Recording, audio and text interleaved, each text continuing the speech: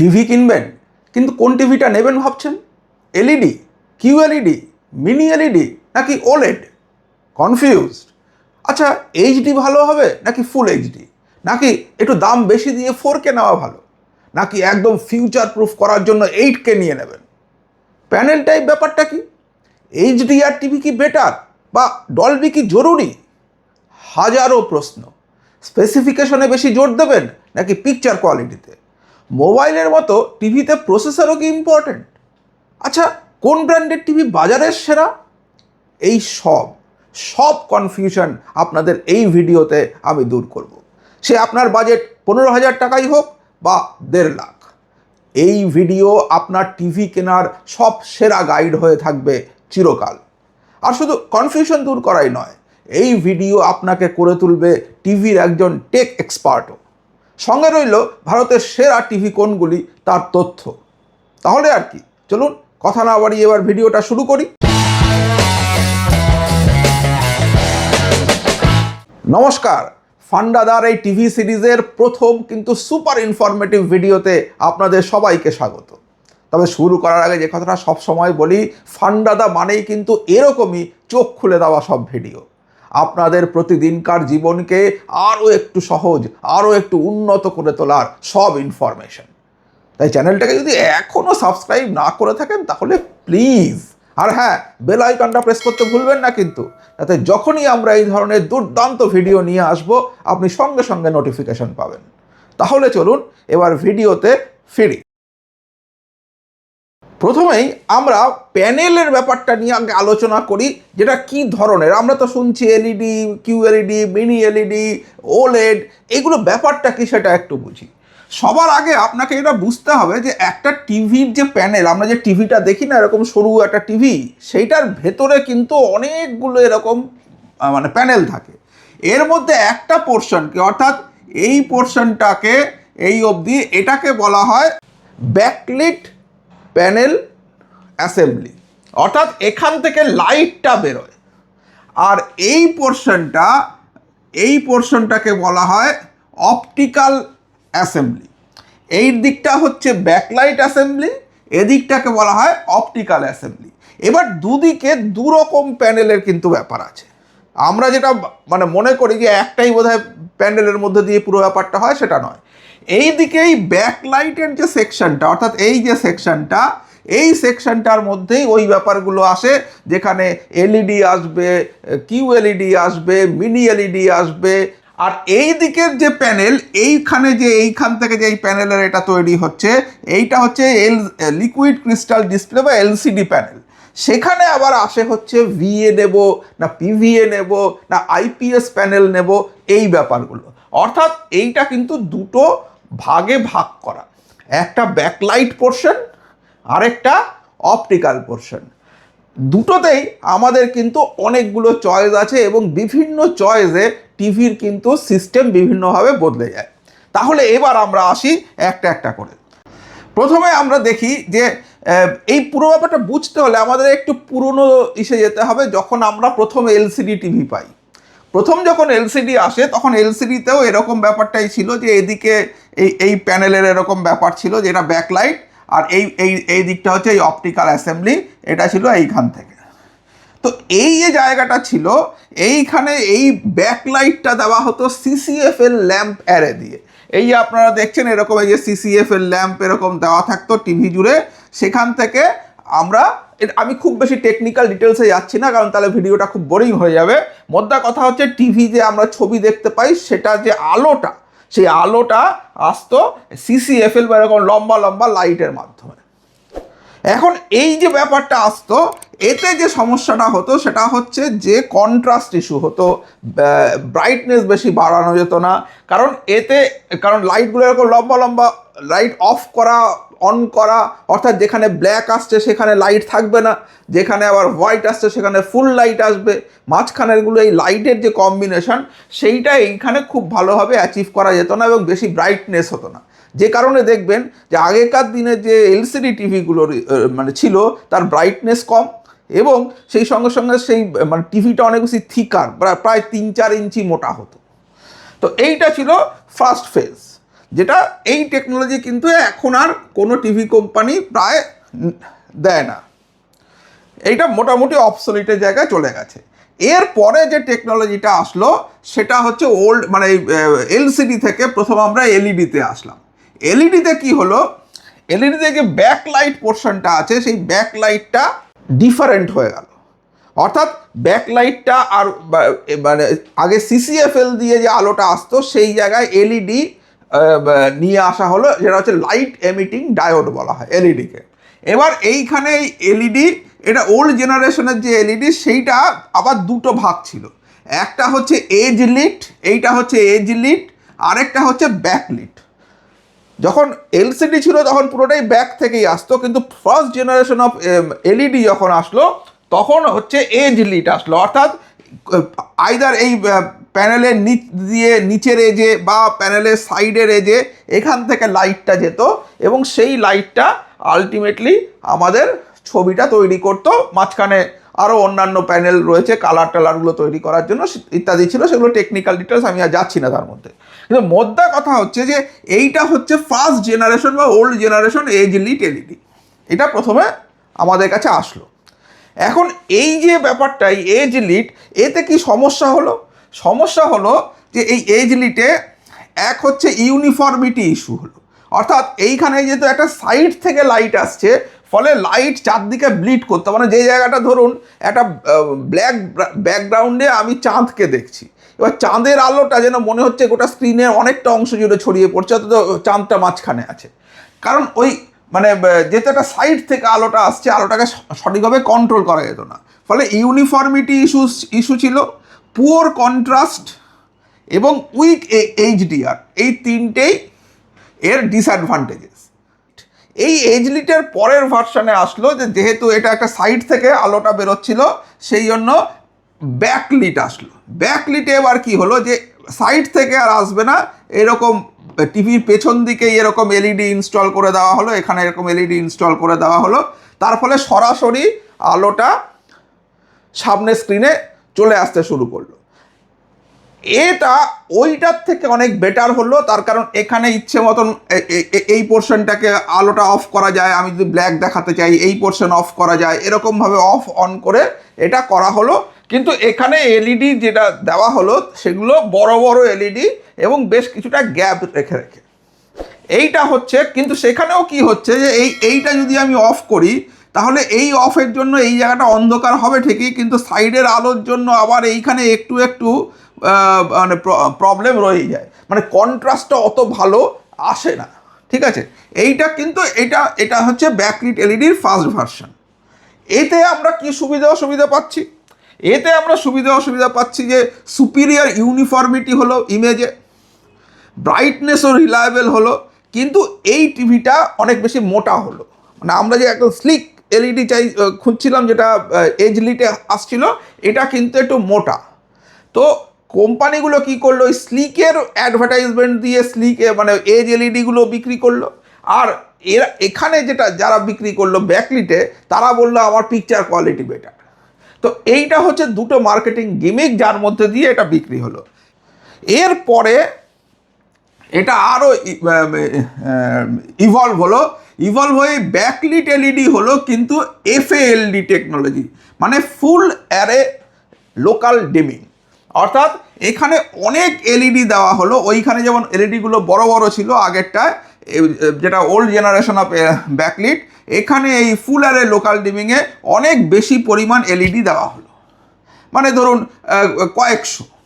ওখানে যেমন অনেক কম পরিমাণ ছিল, এখানে হয়তো 100 এলইডি ছিল। এবার এই এলইডিগুলো কি হলো, এতে করে কি হলো, আমরা যখন কোনো একটা জায়গাতে ব্ল্যাক দেখাতে চাইছি, ধরুন এইখানটায় ব্ল্যাক দেখাতে চাইছি, তাহলে এই লাইটটাকে আমরা যদি অফ করি তাহলে সেটা কন্ট্রাস্টটা অনেক বেটার হচ্ছে।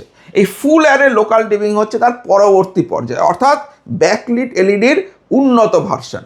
এখন কিন্তু এজ লিট বা ব্যাকলিটের যে ওল্ডার ভার্সন সেগুলো আপনি খুব কম, মানে খুব পুয়ার ব্র্যান্ড যেগুলো তারা ইউজ করছে।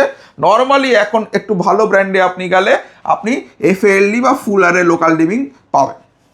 এবার ফুল অ্যারেতেও কন্ট্রাস্টটা সেইভাবে পাওয়া গেল না। এবং ফুল অ্যারেতে কি আর কি প্রবলেম দেখা গেল, ফুল অ্যারেতে হচ্ছে হাই কন্ট্রাস্ট আসলো, এইচডিআর ইম্প্যাক্টও ভালো হলো, কিন্তু ব্লুমিং হলো, যে ওই মানে কন্ট্রাস্টটা সেই মাত্রায় অ্যাচিভ করা যাচ্ছে না, তো সেইটা কিন্তু ব্ল্যাক মেশো হ্যালোজ মানে ব্ল্যাকের জায়গায় একটা গ্রে গ্রে অবজেক্ট মতন তৈরি হতে শুরু করলো, এবং এটাও কিন্তু হেভি হলো। এইবার এই যে ইস্যুগুলোকে অ্যাড্রেস করার জন্য আমরা এর পরের ভার্সনটা পেলাম, যেটাকে আমরা বলছি ফুল অ্যারে কিউলেড অ্যাসেম্বলি, কিউএলইডি অ্যাসেম্বলি। এই কিউএলইডি অ্যাসেম্বলিতে কি করা হলো, মাঝখানে একটা কোয়ান্টাম ডট ফিল্ম অ্যাড করে দেওয়া হলো এইখানে। তার ফলে কি হলো, এই কোয়ান্টাম ডট ফিল্ডটা অ্যাড করার জন্য কন্ট্রাস্টটা আমরা অনেক বেটার পেতে শুরু করলাম। অর্থাৎ এটাও full array local dimming FALD, তার ওপরে একটা quantum dot enhancement film add করে দেওয়ার জন্য অনেক বেটার কন্ট্রাস্ট এই কি বলে কিউএলইডি টিভিগুলো অ্যাচিভ করলো। এবং ব্রাইটনেস অনেক বেটার হলো, অর্থাৎ যেই ঘরে ধরুন প্রচুর আলো আসে বা সানলাইট পড়ে, সেখানেও আপনি কিন্তু এই টিভিতে একদম ঝকঝকে ছবি পাবেন। এবার এটার প্রস অ্যান্ড কনস কি, এতে কালার খুব ভালো হলো, লংজিভিটিও ভালো হলো, কিন্তু এটার প্রবলেম হলো এর ভিউইং অ্যাঙ্গেল খুব কম। অর্থাৎ এই টিভিটাকে যদি আমরা একটু সাইড থেকে দেখতে চাই, তখন কিন্তু পিকচারটা অতবার ভালো লাগে না। অর্থাৎ ভিউইং অ্যাঙ্গেলস এটার বেশ কম, এবং প্রাইস গ্যাপ এটা বেশ এক্সপেন্সিভ ওয়েতে আসলো।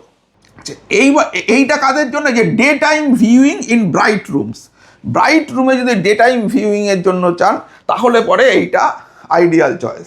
যেমন ধরুন শপের কেউ টিভি লাগাচ্ছে, তখন সেটার জন্য এই টিভিটা বেটার। আচ্ছা, এইটার পরে এই কিউএলইডির পরে আমরা আসলাম, সেটা হচ্ছে মিনি এলইডি অ্যাসেম্বলি। মিনি এলইডিতে কি হচ্ছে, যে এই যে আগে কি ছিল, মানে ফুল অ্যারেতে আমরা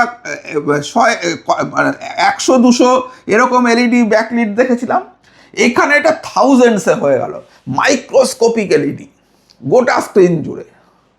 এতেও করে কি হলো, মানে ফুল অ্যারে লোকাল ডিমিংটা আরও বেটার আসলো, কারণ মানে মোটামুটি একটা স্ক্রিন আগে যতটা ছিল, এখন এইটুকুতে তার থেকে বেশি এলইডি চলে আসলো, ফলে অনেক জোন তৈরি হলো। এবার এক একটা জোনকে ইচ্ছে মতন অফ অন করা বা তার কালার চেঞ্জ করা বা সেখানে কি আসবে সেটাকে করা, এটা অনেক ইজিয়ার হলো। ফলে এই যে ব্যাপারটা, অর্থাৎ এই মিনি এলইডি চলে আসার ফলে যে অসুবিধাটা আগে ফুল অ্যারে লোকাল ডিমিংয়ের জন্য মানে এফএএলডি টেকনোলজিতে, কারণ এর আগে পরেরটা মানে কিউএলইডিতে আমাদের কিছু প্রবলেম হচ্ছিল, সেই প্রবলেমটাকে সলভ করার জন্য এই মিনি এলইডি অ্যারে নিয়ে আসা হলো, যেখানে থাউজেন্ডস অফ এলইডি ওপর নিচে লাগানো আছে ব্যাকে। এবার এইটা যখনই চলে আসলো, তারপরে তার ওপরে একটা এই কোয়ান্টাম ডট এনহ্যান্সমেন্ট ফিল্ম, যেটা অর্থাৎ কিউএলইডি ফিল্ম যখন দিয়ে দেওয়া হলো, তখন কিন্তু গোটা ব্যাপারটাই পুরো চেঞ্জ হয়ে গেল। তখন আমরা পেলাম আজকের দিনের লেটেস্ট যাতে পিক ব্রাইটনেসও আমরা অ্যাচিভ করতে পারছি, মিনিমাল ব্লুমিং, হাই কন্ট্রাস্ট, সমস্ত কিছু অ্যাচিভ হয়ে যাচ্ছে, কিন্তু হাই এন্ড টেকনোলজি একটা প্রিমিয়াম প্রাইসের সঙ্গে আসে। আর দ্বিতীয় হচ্ছে এইখানে প্রসেসিংয়ের জন্য, যেহেতু এটা অনেকগুলো এলইডি চলে আসছে, মানে অন্যান্য যে আগের যে ফুল অ্যারে লোকাল ডিমিং ছিল, তার তুলনায় প্রায় 10 টাইমস বেশি এলইডি এখানে দিয়ে দেওয়া হয়েছে। তার ফলে কিন্তু it requires huge powerful AI processor to manage ইট। তার ফলে প্রসেসর এখানে এসে ইম্পর্টেন্ট হলো। ওই যে আমি ওখানে বলেছিলাম প্রসেসর কি ইম্পর্টেন্ট, হ্যাঁ, যদি আপনি মিনি এলইডি টিভির দিকে এগোন, তাহলে কিন্তু প্রসেসরও খুব ইম্পর্টেন্ট হয়ে গেল, এবং এইটা 2000 নিটস অবধি পিক ব্রাইটনেস নিয়ে নিতে পারছে। এর পরে আসলো হচ্ছে এটারও মানে একদম এটারও আরও হাই এন্ডে এলজি নিয়ে আসলো আমাদের জন্য ওলেড প্যানেল, যেটা হচ্ছে অর্গানিক লাইট এমিটিং ডায়োড। এবার এই যে জিনিসটা ওরা নিয়ে আসলো, এখানে কি হচ্ছে, আলাদা করে আর ব্যাকলাইট থাকছে না, এইটাই ইটসেলফ কালারও প্রডিউস করছে, লাইটও প্রডিউস করছে। এবার এই টেকনোলজিটা হচ্ছে বলা যেতে পারে মানে যদি আপনি ভিউইং এক্সপিরিয়েন্সের কথা বলেন তাহলে এটা হচ্ছে বেস্ট অফ দ্য ওয়ার্ল্ড।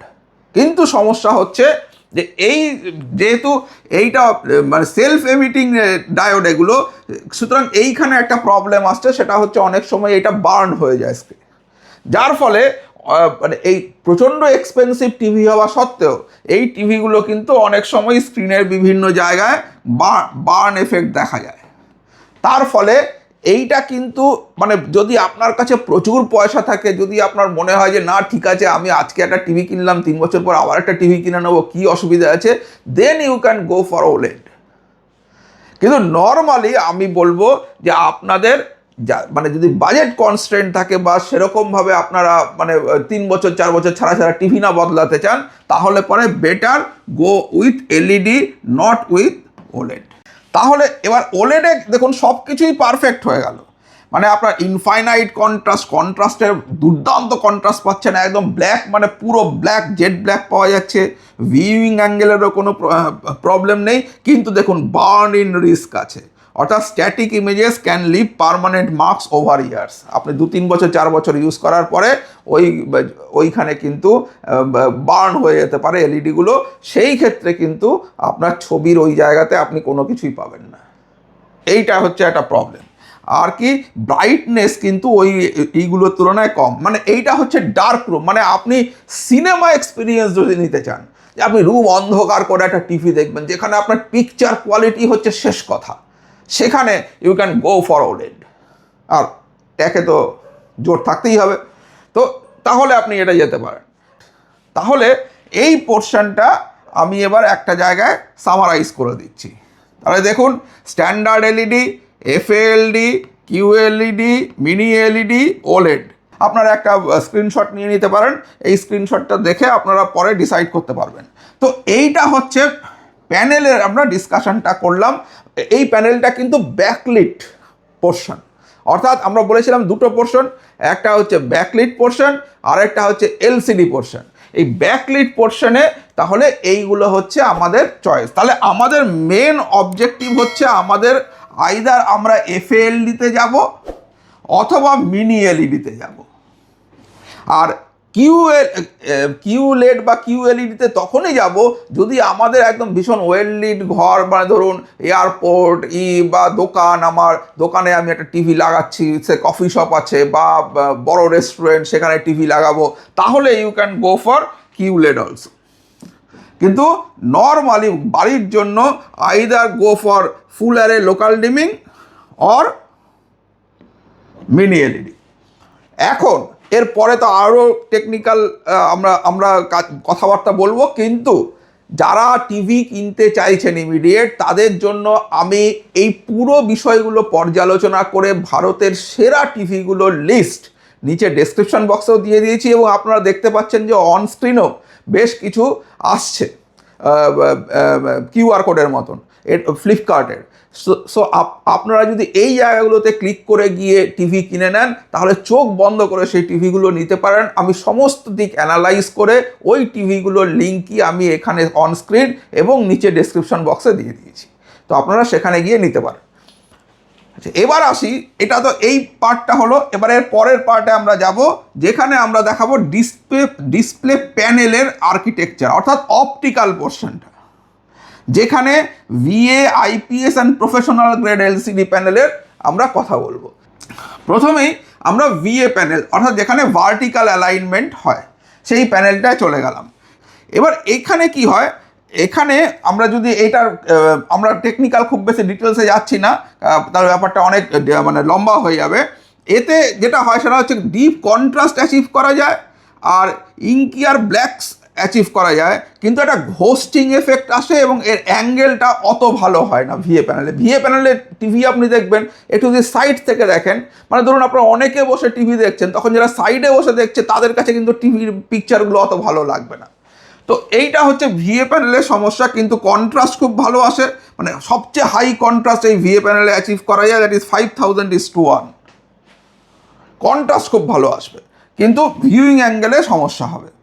আর একটা ব্যাপারও থাকে ভিএ প্যানেল যদি আপনি টাচ করেন, দেখবেন প্যানেলটা একটু দেবে গেল বা একটা ঢেউ খেলে যায় প্যানেলে। তো এটা তো সমস্যা হচ্ছে, এর মধ্যে যদি মানে এটা সহজে স্ক্র্যাচ পড়ে যায় বা কোনো কিছু বাই চান্স ওতে গিয়ে যদি হালকা আঘাত করে, সেই ক্ষেত্রে এই প্যানেলে কিন্তু একটু ক্ষতি হওয়ার সম্ভাবনা থাকে। তো এইটা একটা সমস্যা হচ্ছে ভিএ প্যানেলের। কিন্তু সিনেমা বাফ, যারা সিনেমা দেখতে ভালো লাগে বা ক্যাজুয়াল গেমার যারা অন্ধকার ঘরে বসে গেম খেলবে, তাদের জন্য কিন্তু এটা আইডিয়াল। এরপরে আমরা চলে আসলাম ইন প্লেন সুইচিং অর্থাৎ আইপিএস প্যানেলে। আইপিএস প্যানেলের ক্ষেত্রে সুবিধা অসুবিধা কি?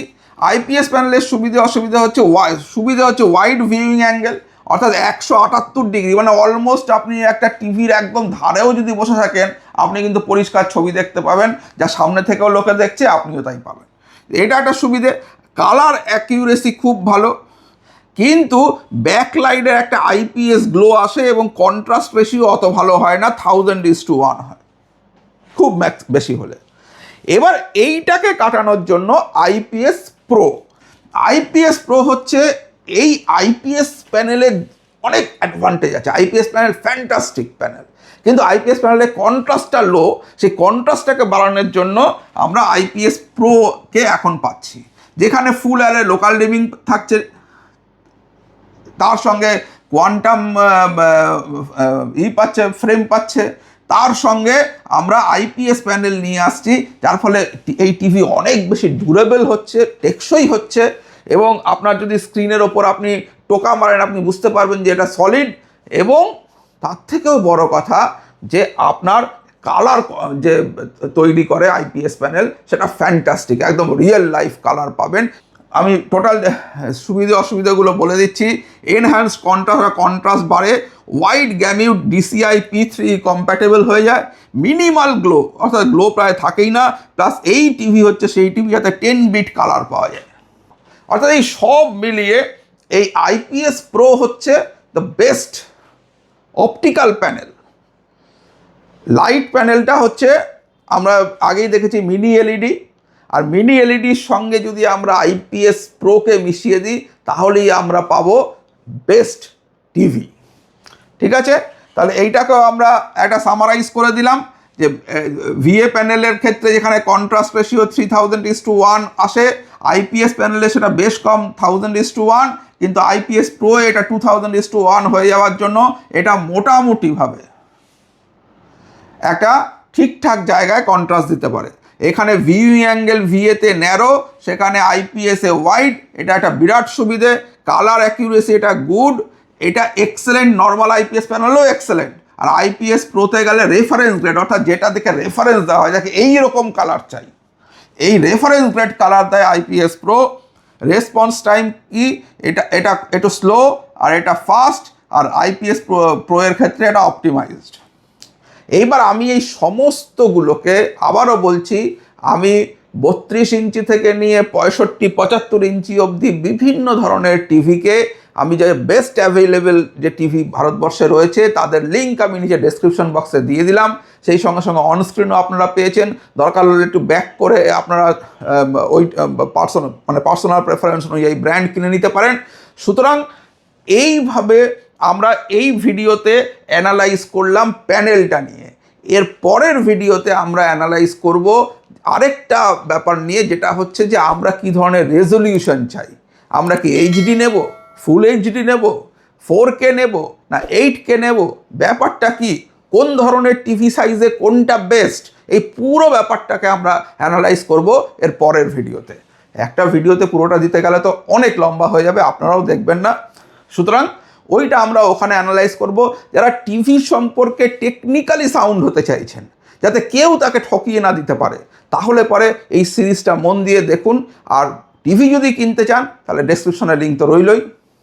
আর কি বলবো, সবার সঙ্গে শেয়ার করুন, সবাই অবশ্যই ভিডিওটা ভালো লাগলে লাইক করবেন।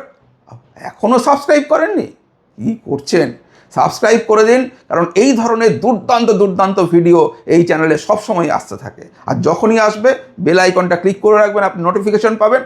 তাহলে আজকের মতো এখানেই শেষ করছি, ভালো থাকবেন সবাই, বাই।